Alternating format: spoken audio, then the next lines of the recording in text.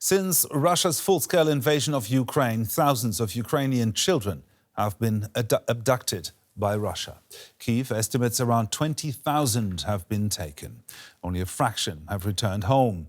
Activists say Russia tries to hide their whereabouts. Families face a difficult search, with some now taking drastic steps in hopes of rescuing their children.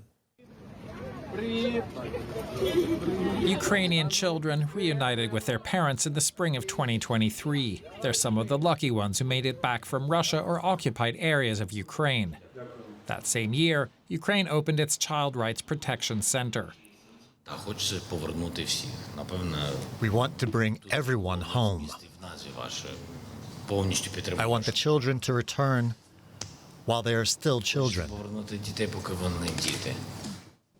Ukraine says it has documented almost 20,000 cases of children who were abducted or forcibly transferred, about 1,350 of whom have been returned. Other estimates say many more children have disappeared. About 1.6 million Ukrainian kids live in Russian-occupied territory. Relatives told DW they're not allowed to speak Ukrainian and are indoctrinated with pro-Russian propaganda. Some of the children were taken by Russian forces in the early chaotic days of the war, in areas that have since been taken back by Ukraine. Since then, some children in occupied territory have been sent to summer camp in Crimea or Russia and have not returned. In other cases, single parents report being pressured to give up their children for foster care to Russians or locals with pro-Russian sympathies. Getting them back is risky and difficult. One mother told DW of having to travel thousands of kilometers to bypass combat zones in order to find her daughter in occupied Ukraine. This man's nephew disappeared from southern Ukraine in 2022 along with his schoolmates. Details of how they made it back are still secret. We didn't know where they were or what had happened to them. I only heard some rumors that someone had seen them somewhere. But there was no accurate information. Activists say Moscow is making it harder to get abducted children back. Those who we evacuated say their families are being investigated. Relatives who remained are questioned by the Russian authorities, trying to find out information: how, where, across which border, who helped them leave. They're trying to find it all out, trying to forbid us from returning our children. The International Court of Justice has indicted Russian President Vladimir Putin and Russia's Commissioner for Children's Rights for unlawful deportation of children, a war crime. U.S. President Donald Trump has discussed the issue with European leaders and referred to the worldwide problem of missing children. First Lady Melania Trump wrote a message to Putin expressing concern for children's innocence. But for the time being, with no direct peace talks scheduled, thousands of Ukrainian children will stay missing. And for more on this, we can now speak to Nathaniel Raymond. He's the Executive Director of the Humanitarian Research Lab at the Yale School of Public Health in New Haven, Connecticut. Welcome to the program. Now, Ukrainian authorities say 20,000 children have been taken from a parent or parents. Does your research support these claims? Yes, and our research indicates it's probably closer to 35,000 as the minimum number of children that have been taken. We are currently investigating over 200 locations stretching from the Black Sea to the Eastern Pacific, over 3,500 miles. And those facilities, some of them are extremely large. So we believe it's between 20 to 35,000 at least. Quite amazing figures. Now, we've just heard about some cases that have ended in successful reunification. Can you tell us about your research and what kind of role it played and can play in those reunifications? Last year, we entered 3 Russian national adoption databases that were connected to public websites. We identified at least 314 children that had been placed for adoption and fostering through those websites and databases that were presented as if they were Russian orphans rather than Ukrainian children. We shared that information with Ukrainian authorities, and they have used it as part of their efforts to both negotiate for the return of children and to help them escape. Now, taking children from their parents is a particularly cruel way of, I don't even want to call it warfare. If you were to put yourself inside the mind of Vladimir Putin, what is it that he is trying to achieve with that practice? This entire program is referred to in Russian as a process of Russification. So what they are attempting to do is to make children pro-Russian and to identify as Russian citizens. And it's important to understand that there's 4 groups of children that are in this program, and not all of them go through the same experience for the same reasons. There's camp kids, children that are taken to summer camps for re-education or military training. There are kids from institutions inside Ukraine that are taken for adoption and fostering with Russian families. And then there are children from capture on the battlefield or taken directly from their parents at filtration camps. And so each goes in basically a different pipeline. Some are naturalized directly and given Russian passports and having their birth certificates changed.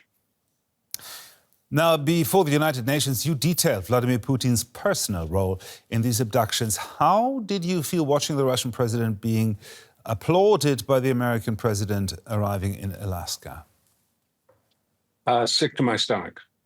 As an American, as a war crimes investigator, to see someone under active indictment by the International Criminal Court for war crimes, just in this case alone, welcomed by the leader of my country and on U.S. soil was sickening.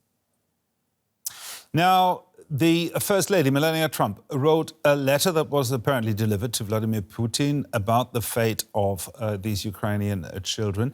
Does that give you any hope that this issue might hold an ongoing position in Trump's mind? It absolutely gives me and those working on this issue, both in Ukraine, the United States, and around the world, significant hope. The Republican Party in Congress, in the United States Senate, and the House, is largely unified on the question of whether the kids need to come home before any negotiation is completed. Right now, Senators Klobuchar and Grassley and Wicker and Ernst have introduced a resolution in the Senate that calls for the return of these children as a precondition. And so the First Lady's letter is really expressing the mainstream of the Republican Party and the national evangelical Christian community, which has been calling for the return of these children. So the only Republican we're waiting to see embrace this position is the president himself. Nathaniel Raymond from the Humanitarian Research Lab at Yale School of Public Health. Thank you very much for detailing your very important work for us. Thank you, sir.